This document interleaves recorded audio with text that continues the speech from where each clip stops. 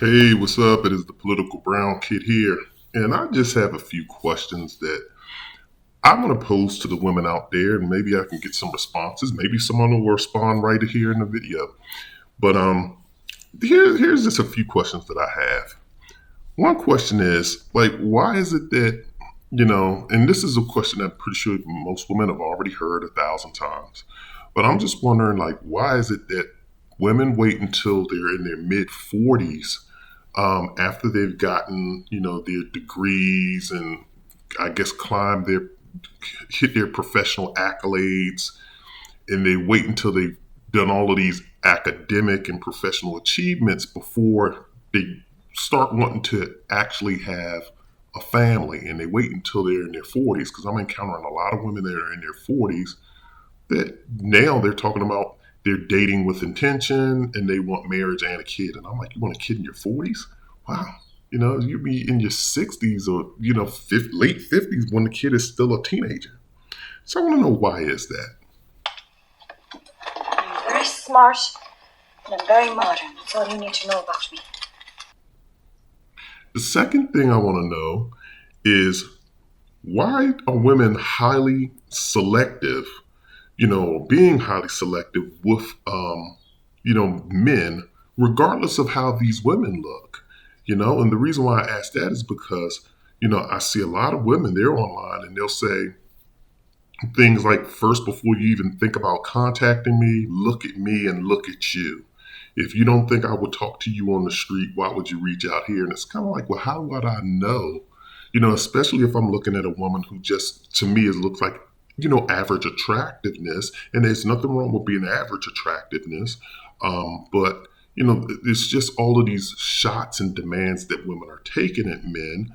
And setting these high standards and high bars. And a lot of these women, when you look at them, either visually, they don't have they don't place those standards on themselves because they're either unfit or they have a bad attitude and they're very demanding. And so what makes them think that, someone is going to be willing to give up their financial resources for someone with a bad attitude?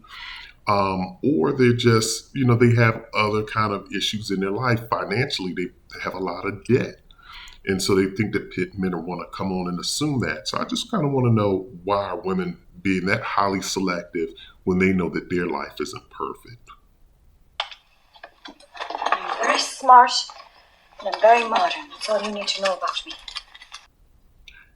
The other thing that I wanted to know is, why aren't women being selective with their baby's father's DNA, but they're being selective with their future husband and the future stepfather of their child?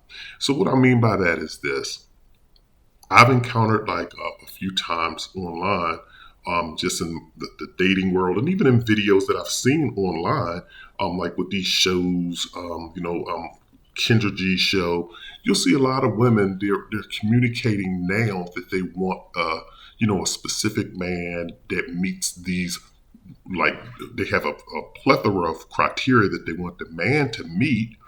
And they're very high standards. They want them to make a high amount of money. They want them to be, gangster, but also write poetry. They just want this unicorn of a creature now. But when you look at their baby's fathers, either he was abusive towards them, or he's in jail, he's incarcerated, or he's not doing anything with his life. So it's like, well, why would you even want to create a genetically birth a child into this world that's going to have the behavioral traits of that type of man? But now you want another man to meet this high standard. It's similar to, like, if you're in the dog breeding or even in the cattle breeding business, or you're breeding horses, you breed the strongest and best horses with a strong female because you want that genetics to be passed on. It's similar to, if a woman goes to a fertility bank, so you're looking at the profiles of the men. What kind of is this man smart? What did he achieve? You're looking at for behavioral traits because those things get passed down. So why aren't you that concerned with your child, but now you're concerned with your future husband? I'm very smart And I'm very modern. That's all you need to know about me. So here's the fourth thing. The fourth thing is that why do women demand traditional virtues from men, but they don't want to cater to a man? So it's like they want men to open up doors, they want men to plan dates, they want men to pay for the dates, they don't want to go 50-50. They want the man to basically cover everything, but then when you talk to her and what she wants to do, it's like she doesn't want to cook, she doesn't want to clean, she doesn't want to be your quote unquote mama or support system. She doesn't want to hear you crying and whining and have to support you emotionally. She just doesn't want to do anything. And she thinks that the only thing she needs to do is, lay down on her back. And they act like that's a chore, but when they actually know that they enjoy it just as much as we do. So really, she's not doing any work. She just wants to be pleased all day long and do nothing. So I just kind of want to know why that's the case, that you want men to stay traditional, but you to evolve into whatever you want to evolve to. I'm very smart and I'm very modern. That's all you need to know about me. Okay, and now the other thing is I'm looking at, or that I really want to question is, women viewing words like cooperative and female as being anti-woman. And the reason why I bring this up is because I've already been online. I haven't even been online that long. And number one, a woman came and looked at my dating profile. She checked it out about 5 times. And she keeps asking, well, she was asking me questions about why did I use the word cooperative. It seemed very subjugating and very controlling. And I was like, oh my God, I didn't realize that. And I'm just kind of like, I didn't even understand that word, why she came at it like that. So I kind of rebutted her on that. But, I eventually took it down because I'm like, well, if one woman feels this way, maybe all women, let me just go ahead and remove it from my profile. But at the same time, I provided her with an answer that was, I felt, very logical. But I'm just kind of wondering why women view cooperative as being anti woman, and then also too why the word female triggers a woman. Like, when did that word become deprecated?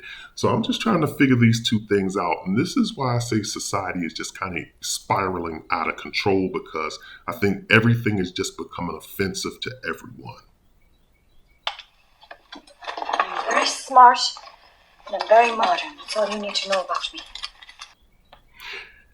Now, finally, I just wanted to know why women thinking that it is okay to get free meals from strange men, but won't be intimate with those men. However, they're intimate with guys that they know are no good for them and don't care about them. So, and trust me, I've been on the end of this for a long time on the bad end.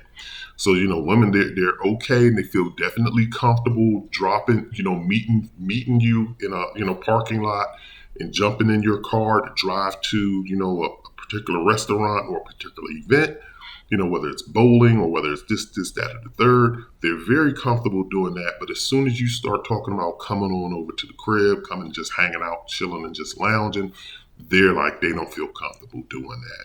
So I'm just trying to figure out why that is the case. So if women have answers for me in that, please let me know.